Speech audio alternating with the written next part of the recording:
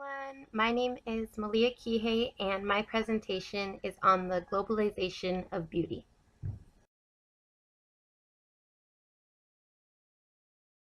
So what does it mean to be beautiful? The first thing about beauty is that it is subjective. There is no one mold or one idea of what it means to be beautiful.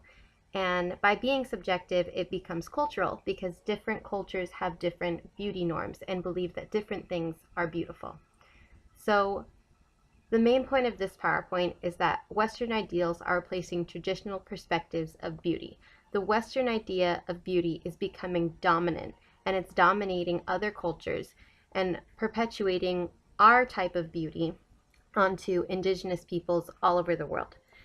I want to look at this issue through 4 examples in 4 different places of the world, and that's Fiji, Japan, China, and Africa. So throughout this presentation, I want to use 2 lenses or sociological perspectives to think about what this means. And the first is feminism, which is an approach to issues of equality and equity based on gender, gender expression, gender identity, sex, and sexuality. The second is conflict theory. This theory states that conflicts breed in society when a powerful minority rules against the interest of a less powerful majority. The first example is Fiji. Fiji is an island in the Pacific that was completely isolated. A lot of the reason was due to its location. And so it wasn't really exposed, the people there weren't exposed to American media up until the 1980s, and then it became very popular and very widespread. One of the shows that gained a lot of popularity there was Beverly Hills 90210, which starred rich, young, Caucasian, thin teens in a high school and was basically about all their drama there. From watching these kinds of shows, one of the adolescent women there said, "I want to become those women, that they are very slim and tall, that I'm losing my weight, that I'm trying to be like them." Advertisements also affected the body image that young women had of themselves there. Exercising equipment was one of the things that were always on the ads in between the shows, and a lot of young women felt the pressure to go out and buy the exercising equipment that was advertised on these American shows. So it led to an increase in negative self-image for young women there. It led to a lot of dieting and a lot of exercise equipment purchases and use. I want to look at is Japan. And Japan was affected by American media in a much different way. In 1950, when Walt Disney came out with Cinderella, it captivated audiences around the world. But in Japan, it had a distinct impact that was kind of half of the Asian population is born with a single eyelid, which you can see in the very top picture. The blepharoplasty procedure causes a single eyelid to turn into a double eyelid. It's plastic surgery. It's not done for any other reason than cosmetic enhancement. It doesn't help their eyesight at all. It's something that's just for looks. So the demand for this procedure is rising in China at an alarming 10% per year.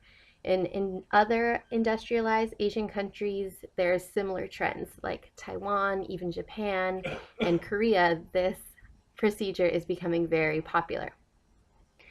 It's advertised as an improvement for droopy, sleepy, and puffy eyes, and it erases part of their ethnic identity.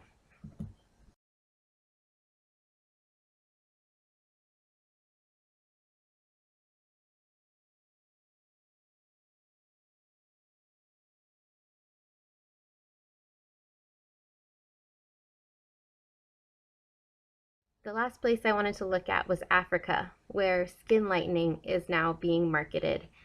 And a lot of the reason for the desire for lightened skin is because of American media. It's not new, it actually has colonial ties. When imperialistic countries began taking over Africa, light-skinned African Americans were promoted over darker-skinned African Americans, and they were trusted with more responsibility. So it has deep, insecure ties. Light skin is considered aesthetic capital even to this day. American media has been made skin lightening products more popular than ever. And in Ghana, it's reported that over 30% of people, primarily women, use skin bleaching creams on a regular basis. In Zambia, it's up to 60% of women ages 30 to 39. So, what are the implications? A narrow standard of beauty is becoming widely accepted through powerful messages in the media at the expense of women around the world. These expenses are financial, emotional, and sometimes even cost women their health. So, what can be done? The first thing that needs to happen is a more diverse message.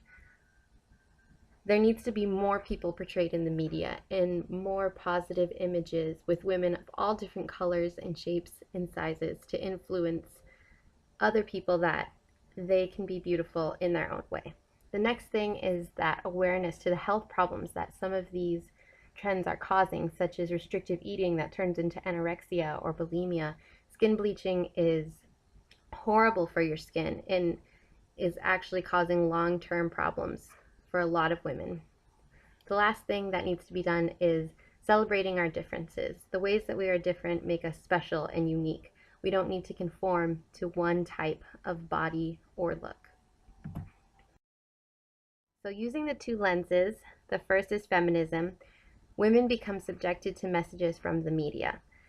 These messages unfairly tell them that their appearance is important and needs to fit a certain mold, pressuring them to use unhealthy means to achieve a certain ideal. The second was conflict theory, and this applies to conflict theory because Western supremacy also translates into the beauty market. As the most powerful nation in the world, American media uses messages to make women of various ethnic backgrounds feel inferior. Those are my references. Thanks for watching.